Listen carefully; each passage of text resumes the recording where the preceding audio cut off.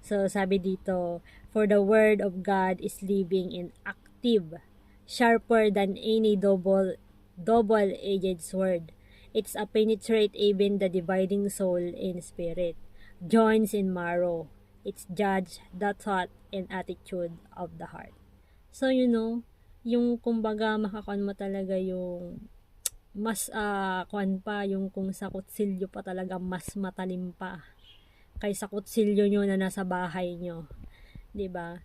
So, madami tayong matututunan pag once na nagbabasa talaga tayo ng Bible.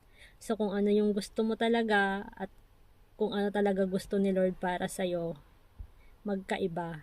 Kasi ang gusto ni Lord ay yung mapabuti ka. Kumbaga, iko-correct tayo ni Lord. Iko-correct niya yung mga heart natin na mali. Kaya ano pa yung